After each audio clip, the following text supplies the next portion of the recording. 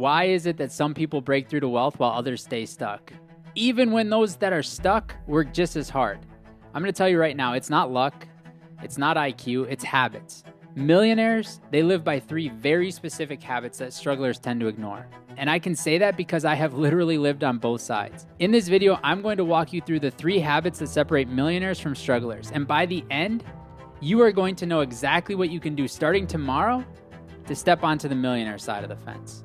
The first habit, the most important thing, is you have to have a vision for your life. A mentor in my life taught me at a very young age that if you don't have a vision for your life, the first person you meet every day will give you theirs. And I can think of no better example in my life than what my life looked like when I graduated high school. I graduated from high school and I knew I wanted to own businesses.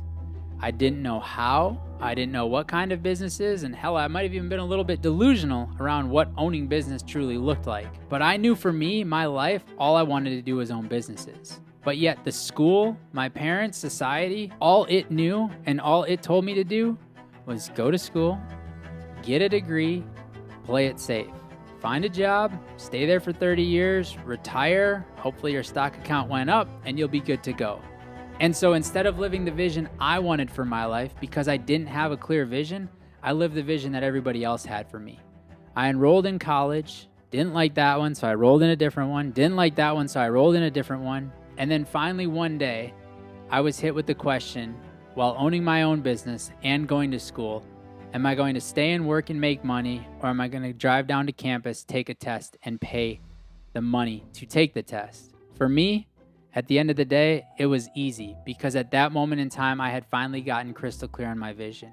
And the only way that I was going to achieve my vision was if I got in the weeds, rolled up my sleeves, did the work, got a little mud on my jeans, and figured out how to find the way or make the way to live the life I wanted.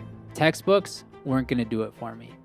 So my question to you would be, are you living your vision or are you living the vision of somebody else? And if you're living the vision of somebody else, stop. It's a choice. Tomorrow, write your damn vision down. Call in sick. Spend 15 minutes, spend 30 minutes, make a voice note in the car. It doesn't matter what it looks like, but have your own vision for your life and start living that one. Because on the other side of your vision, that's where your dreams lie. The second habit is win the morning. I took advantage of mornings when I was younger. I got fat, really chubby, but I took advantage of the mornings. I used to always get up early, but never early enough. I would do a half-ass workout, I would rush out of the house, and I would get to the office.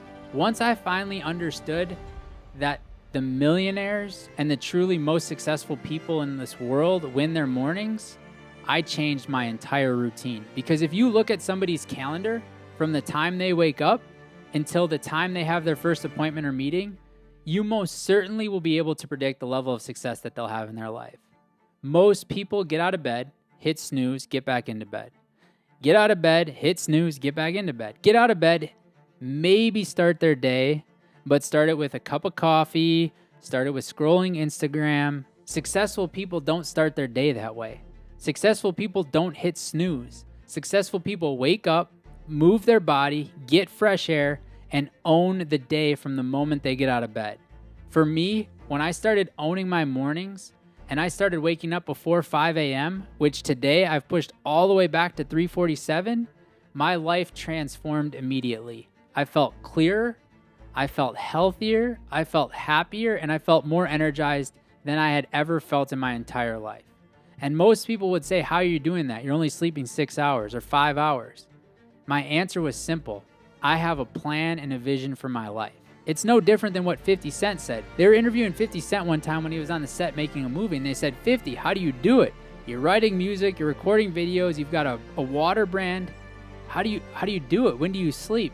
And 50 said, sleep is for those people who are broke. I've got a vision and a plan. Why wouldn't I go achieve it?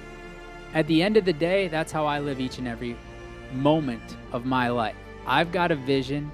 I've got an opportunity to make my dreams become a reality. So for you, what does your morning look like? From the time your alarm goes off until the time the rest of the world hits you, is your alarm clock your 5-year-old jumping on your bed? Or is your alarm clock at 3:47 so you have time to journal? You have time to read. You have time to meditate. You have time to work out. You have time to sauna, cold plunge. And if you don't have a cold plunge, just take a cold shower. But at the end of the day, that age-old saying, win the morning, win the day, couldn't be more true. And the last habit, millionaires don't see issues. They see opportunities. You see strugglers, all they see is excuses. All they see is reasons why not, reasons why they can't, reasons why they shouldn't. Millionaires look at a glass half full on the table and recognize it needs more water. Strugglers see a glass half empty on the table and say, oh, I'm almost out of water. Millionaires look at that glass and say, where's the water jug so I can get this sucker filled up? Strugglers, they just accept that the glass is half empty, and when it's gone, it's gone. At the end of the day, the most successful people, they see everything that's put in their path as an opportunity, not as an obstacle, not as an excuse. For me, I was going through some crazy legal stuff with one of the jobs, one of the opportunities I run. It was expensive, it was stressful, and honestly, it's the kind of thing that weighs most people down.